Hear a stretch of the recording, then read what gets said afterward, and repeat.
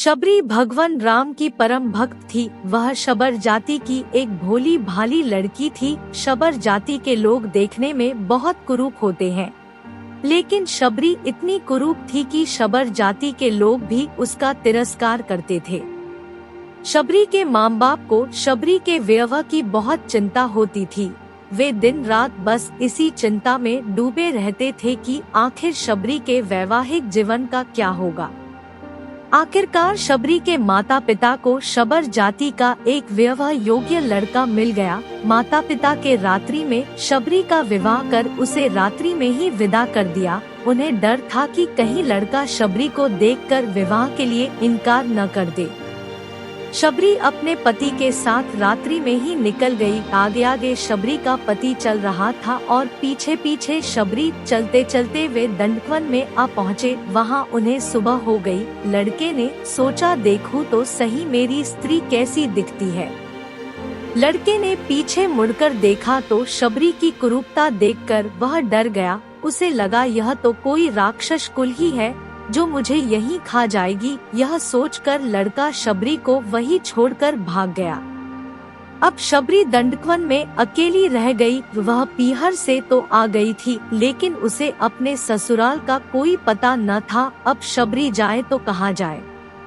दंडवन में रहने वाले ऋषि शबरी को अछूत मानकर उसका तिरस्कार करने लगे। उसी वन में मतन नाम के एक ऋषि महात्मा रहते थे। मतन ऋषि को शबरी को देखकर उस पर दया आ गई। उन्होंने शबरी पर कृपा कर उसे अपने आश्रम में रहने के लिए शरण दे दी।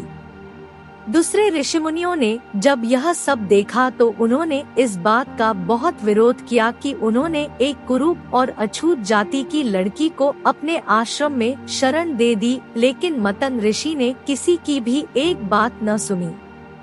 उन्होंने प्रेम से शबरी के सर पर हाथ रखा और कहा, बेटी तुम घबराओ नहीं। जैसे कोई पुत्री अपने माँ बाप के पास रहती है, वैसे ही तुम मेरे पास रह जाओ। शबरी अब खुशी खुशी मतन ऋषि के आश्रम में रहने लगी। शबरी को ऋषिमुनियों की सेवा करने में बड़ा आनंद आता था। सब ऋषिमुनि शबरी का तिरस्कार करते थे, इसलिए शबरी छिप छिप कर उनकी सेवा किया करती थी। रात में जब सब सो जाया करते थे तो शबरी रात में ऋषियों के स्नान के लिए पंपा सरोवर जाने वाले रास्ते को जाकर बुहार देती थी। जहाँ कंकड़ पत्थर पड़े होते थे उन्हें हटाकर वहाँ बालू बिछा देती थी। ऋषियों के लिए ईंधन लाकर रख देती थी। अगर कोई शबरी को देख लेता तो वह वहाँ से डर के मारे भाग जाती थी। उसे डर था कि कहीं मेरी छाया ऋषिमुनियों पर पड़ गई तो वह अशुद्ध हो जाएंगे। बस इसी प्रकार ऋषिमुनियों की सेवा में उसका समय बीतता गया।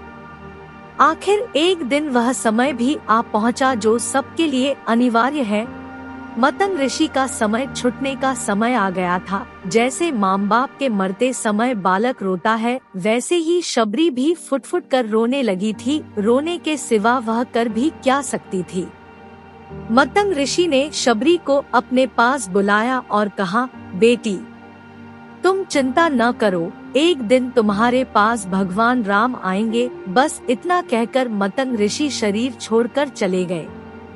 अब शबरी दिन रात भगवान राम की प्रतीक्षा करने लगी। रात में किसी जानवर के चलने से पत्तों की खड़खड़ाहट भी होती तो शबरी बाहर आकर देखने लगी कि कहीं भगवान राम तो नहीं आ गए। वह प्रतिदिन कुटिया के बाहर पुष्प बिछाती और तरह तरह के फल लाकर रख देती थी। फलों में भी बढ़िया बढ़िया फल राम जी के लिए चख कर रख देती थी। फिर राम जी नहीं आते तो अगले दिन फिर नए फल ले आती। राम जी को भोजन करने का उसके मन में बहुत उत्साह था। प्रतीक्षा करते करते एक दिन शबरी की साधना सफल हुई। मतन ऋषि के वचन सत्य हुए। भगवान राम शबरी की कुटिया में पधारे। कई बड़े बड़े ऋषि मुनियों ने भगवान राम से उनके आश्रम में चलने के लिए प्रार्थना की, लेकिन भगवान राम केवल शबरी की कुटिया में आए। जैसे शबरी को भगवान राम से मिलने की तीव्र इच्छा थी, ठीक वैसे ही भगवान राम को भी शबरी से मिलने की उत्कंठा थी। भगवान राम शबरी की कुटिया में पहुँचे।